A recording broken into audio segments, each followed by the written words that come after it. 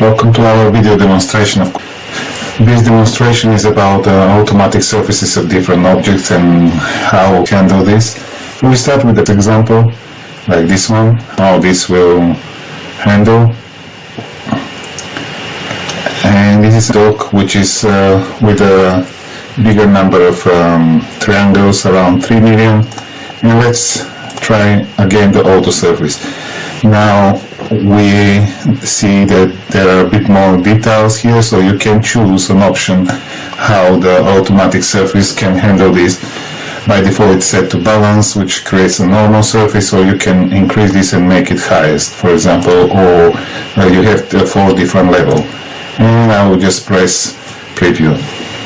Just to say that this is real-time demonstrations. I'm not spinning up anything, so you can see how long it takes. Of course, we cannot expect that it just takes 2 seconds. It takes a while, but again, I would say this off-the-shelf computer, Pentium i7 with the 16 gigabytes of RAM and nothing really special. We don't have any requirements on the graphics card. It works on the most decent integrated cards and other external cards. We'll wait here. As you can see, this is a complex object. Still, it takes a while, but we will see now the results. I just want to mention that another parameter is how many target of quotes you would like to expect, but it doesn't mean that the end result will be this number. The software automatically decides how many quotes he needs to generate, so at the end you see the end result into this field. So now if you want to see the result, you just press spacebar, and I put it quite a high resolution, so that's why it captured a lot of details here.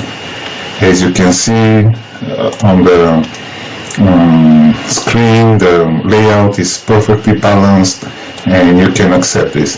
I'll cancel this for now so I can show you a really high resolution surface which we generated and how it captures the details and how easy it is to generate this. Of course, you can see that it's a solid body and you can export this in any CAD file format.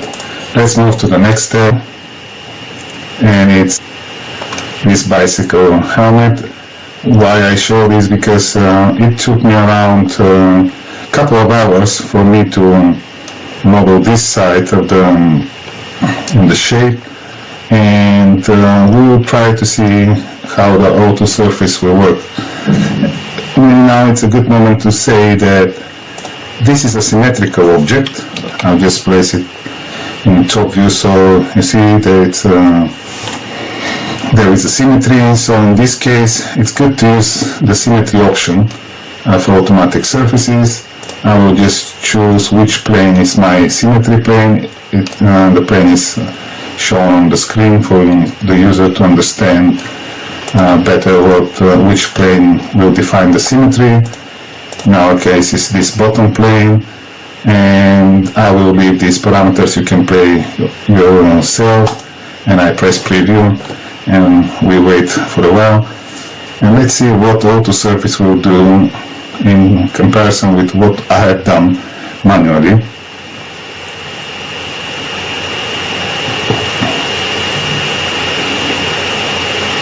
I would say that with our experiments we have never experienced generation for more than 5 minutes on any complex object. So I can zoom the result. Now I can turn off the symmetry because it's done. And this is my result. This is, I'll turn the coordinate system on. This is my result. Hide the mesh, and you can see yourself how well it fits the surface. If I place it in top view, I will just rotate. You see that there is a perfect symmetry of the quads, and which you can use later for in your design or printing, etc. We'll move to another example of a mechanical part like this one. Let's take a look. I will just create an auto surface very quickly for the demonstration. I know some people would say yes, but this is needs to be designed with a perfect shapes like extrusion, draft extrusion, fillet, etc. But I'm demonstrating this on purpose. First of all, to see how it will look like on auto surface model. As you see, it handles quite well, and I press OK. Now some people will say, well, this is good, but I want a perfect cylinder here. This is not what I expect. I need to fit this in assemblies or milling.